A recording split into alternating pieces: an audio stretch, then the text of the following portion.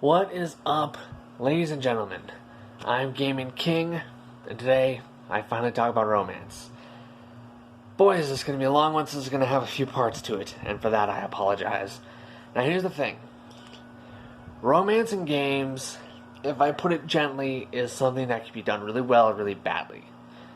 Let's talk about one that does it arguably an okay job. Well, does half of it okay.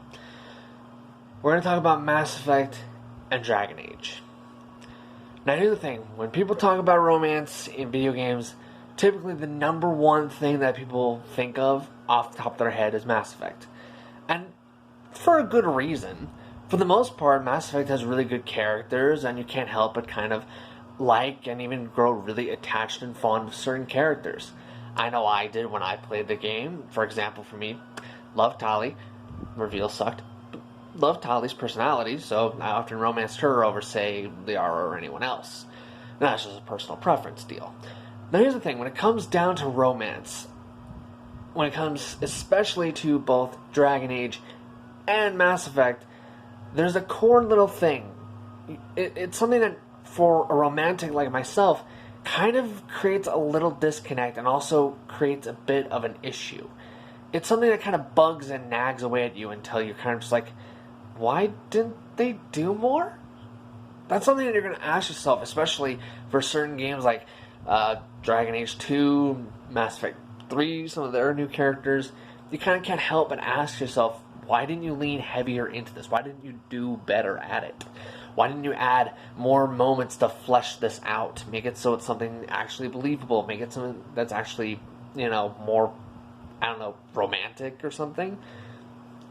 For someone who loves romance and loves that mushy, touchy-feely stuff, Mass Effect and Dragon Age are okay, but the thing is, though, you start to notice after a while that what they really lean heavy into is trying to skip over the whole romance, dating, flirting, trying to get that person's attention. They seem to skip over that as hard as they can the entire game. In fact, you can easily romance a character by literally ignoring the character entirely and at one specific mission pretty much asking them, hey, want to screw? And that's it. The joke of, do you want to bang? Okay, is way too accurate for those games. That's the reason why it's funny, obviously. But when you stop and think about it, that's kind of sad when you really think about it.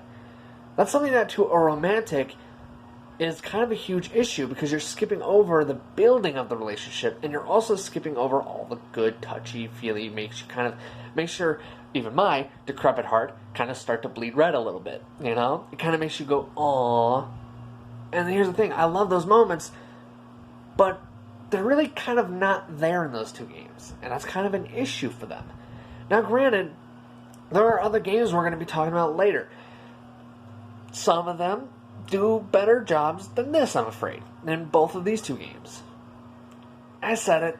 I said it, yeah. Don't get me wrong, they don't go into the whole what comes once you're past the point of flirting and dating. They kind of go into that whole aspect that's just kind of skipped for no good reason. Why did they do that? It's a weird idea when you think about it. When you really stop and think about it, how much time, how much money does it take to actually flesh these out? Because then when you really think about it, you're not taking much time at all. Not really. When you think about it, if you start doing these things as you're developing, there's really not as much of an issue as some people like to think. It's not hard to tweak the way something is said to make it so it's something sweet.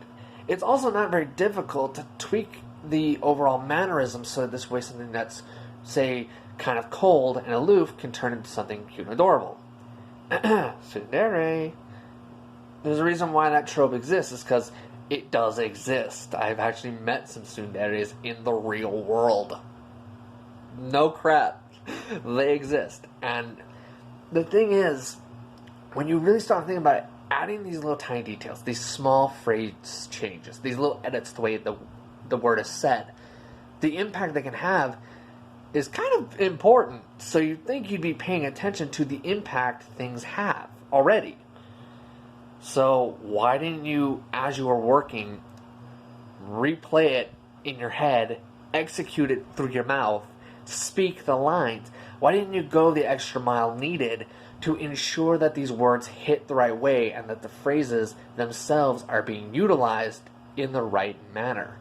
It doesn't sound like a hard concept. Maybe it's just because I'm weird, I guess, but to me it doesn't sound difficult. Just do pretty much what I'm doing now. Talk it out. If it doesn't sound right, fix it. Part 2 will be out soon. I will see you all later. Ciao.